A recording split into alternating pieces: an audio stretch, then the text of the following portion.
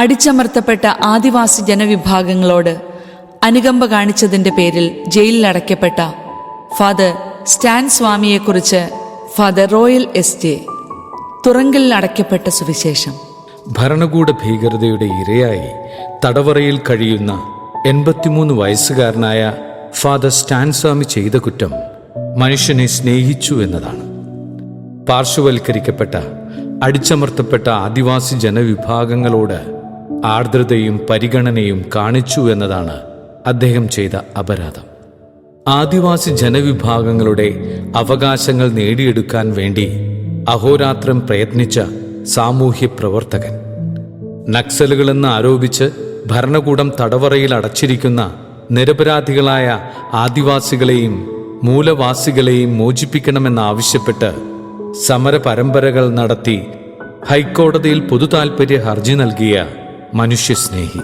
സത്യത്തിനു വേണ്ടി നിലകൊണ്ട, നീതിക്കു വേണ്ടി നിർഭയം പോരാടിയ ഈ മനുഷ്യാവകാശ പ്രവർത്തകനെ തടവറയിലടച്ച് നിശബ്ദനാക്കുമ്പോൾ ശബ്ദം നഷ്ടപ്പെടുന്നത് പാവപ്പെട്ട ആദിവാസി ജനവിഭാഗങ്ങളുടേതാണ്. പാർക്കിൻസൺസ് രോഗം ബാധിച്ച 83 വയസ്സുകാരനായ ഈ ജെസ്യൂട്ട് വൈദികനെ ദേശീയ സുരക്ഷാ ഏജൻസി ഒക്ടോബർ മാസം 9-ാം തീയതി അറസ്റ്റ് ചെയ്യുന്നത് തീവ്രവാദ വിരുദ്ധ നിയമം ചുമത്തിയാണ്. 2018 ജനുവരി 1 മഹാരാഷ്ട്രയിലെ ഭീമ കൊറേഗാവിൽ നടന്ന ദളിത് മറാം സംഘർഷവുമായി ബന്ധപ്പെടുത്തിയാണ് ഒരിക്കൽ പോലും അവിടെ പോകാത്ത ഫാദർ സ്റ്റാനിനെ INA ജയിലിലടച്ചത്.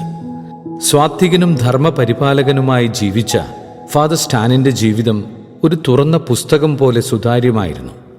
നിഗൂഢവും ദുരുദ്ദേശപരവുമായി യാതൊരുവിധ പ്രവർത്തനങ്ങളിലും വ്യാപൃതനാകാതെ പാവപ്പെട്ടവന്റെ കണ്ണീരൊപ്പാൻ വിയർപ്പൊഴുക്കിയ ഈ മനുഷ്യനെ ഭീകരവാദിയായി മുദ്രകുത്താൻ INA സൃഷ്ടിച്ചെടുത്ത തെളിവ് അടിസ്ഥാനരഹിതവും ബാലിശവുമാണ്. പിടിച്ചെടുത്ത ഫാദർ സ്റ്റാനിന്റെ കമ്പ്യൂട്ടറിൽ INA തന്നെ കുത്തിത്തിരുകിയ മറ്റു ചില ആൾക്കാരുടെ കത്തിന്റെ പകർപ്പിന്റെ പേരിലാണ് ഈ വന്ധ്യവയോധികനെ അന്വേഷണ ഏജൻസി അറസ്റ്റ് ചെയ്തത്.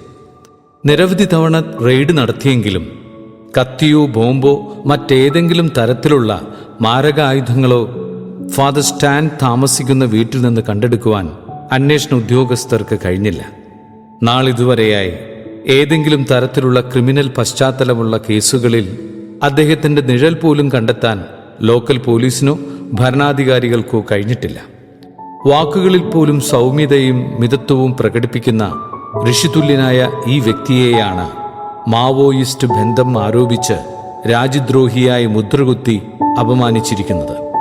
ഭരണകൂട അനീതിക്കെതിരെ, മുതലാളിത്ത അധീശത്വത്തിനെതിരെ നിരന്തരമായി പടപൊരുതിക്കൊണ്ടിരിക്കുന്ന ഏതാണ്ട് 16ഓളം മനുഷ്യാവകാശ സാംസ്കാരിക അക്കാദമിക് പ്രവർത്തകരെയാണ് ഭീമ കൊറേഗാവ് കേസിൽപ്പെടുത്തി സർക്കാർ ഇതിനകം ജയിലിൽ അടച്ചിരിക്കുന്നത്. ജാമ്യം പോലും നിഷേധിച്ച് മനുഷ്യാവകാശ പ്രവർത്തകരെ ജയിലിൽ അടച്ച് മനുഷ്യാവകാശ ദംശനങ്ങൾക്ക് കുടപിടിക്കുന്ന വലതുപക്ഷ തീവ്ര നിലപാടുകൾക്കെതിരെ നമ്മൾ ജാഗ്രത പാലിക്കേണ്ടിയിരിക്കുന്നു. ഭാരതത്തിന്റെ ആത്മാവ് ഗ്രാമങ്ങളിലാണ് എന്ന ഗാന്ധിയൻ ദർശനത്തിൽ ഉറച്ചുനിന്ന് അഹിംസയുടെ മാർഗത്തിലൂടെ സമരം നയിച്ച ഫാദർ സ്റ്റാൻ സ്വാമിയുടെ അറസ്റ്റിനു പിന്നിൽ ഖനി ലോബികളുടെയും വൻകിട മുതലാളിമാരുടെയും സ്ഥാപിത താൽപ്പര്യമായിരുന്നു എന്നത് നിസ്തർക്കമായ വസ്തുതയാണ്. ഭാരതത്തിൽ ലഭ്യമായിട്ടുള്ള ധാതു സമ്പത്തിന്റെ 40% സ്ഥിതി ചെയ്യുന്നത് ജാർഖണ്ഡ് എന്ന കൊച്ചു സംസ്ഥാനത്തിലാണ്.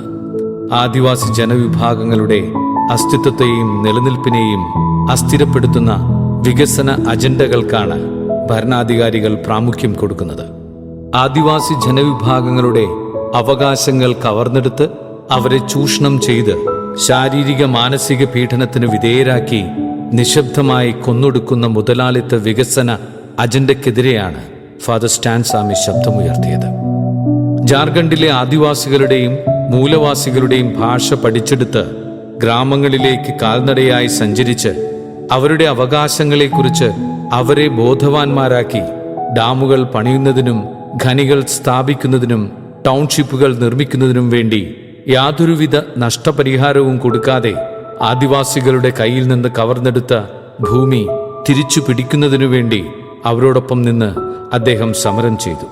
ഭരണഘടന ആദിവാസികൾക്ക് വാഗ്ദാനം ചെയ്യുന്ന പ്രത്യേകമായ അവകാശങ്ങളെ ഹനിക്കുന്ന സിദ്ധാന്തങ്ങളെയും നിയമവ്യവസ്ഥയെയും ചോദ്യം ചെയ്ത ഫാദർ സ്റ്റാൻ അവരുടെ അവകാശങ്ങൾക്ക് വേണ്ടി ഒറ്റയാൾ പട്ടാളത്തെപ്പോലെ പോരാടി. ഭരണഘടനയുടെ 5-ാം ഷെഡ്യൂൾ നടപ്പാക്കാത്തതിനെ അദ്ദേഹം നിശിതമായി വിമർശിച്ചു. പ്രകൃതിയെയും മണ്ണിനെയും സ്നേഹിക്കുന്ന ജനങ്ങളെയും പിഴുതെടുത്ത് സൃഷ്ടിക്കുന്ന കോൺക്രീറ്റ് കാടുകൾ പ്രകൃതിയുടെ സന്തുലിതാവസ്ഥയെ തകിടം മറിക്കുമെന്നും ദൂരവ്യാപകമായ പാരിസ്ഥിതിക പ്രത്യാഘാതങ്ങൾക്ക് വഴിയൊരുക്കുമെന്നും അദ്ദേഹം വിശ്വസിച്ചു.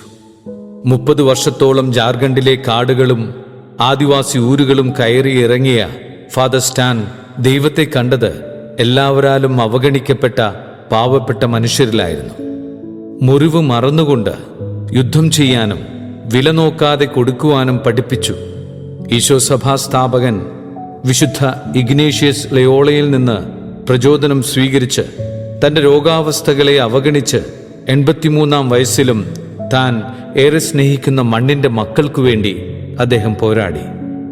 തമിഴ്നാട്ടിലെ ഒരു കർഷക കുടുംബത്തിൽ ജനിച്ച ഫാദർ സ്റ്റാനിന് മറ്റെന്തിനേക്കാളും വലുത് മനുഷ്യനും അവനുമായി ബന്ധപ്പെട്ട പ്രശ്നങ്ങളുമായിരുന്നു.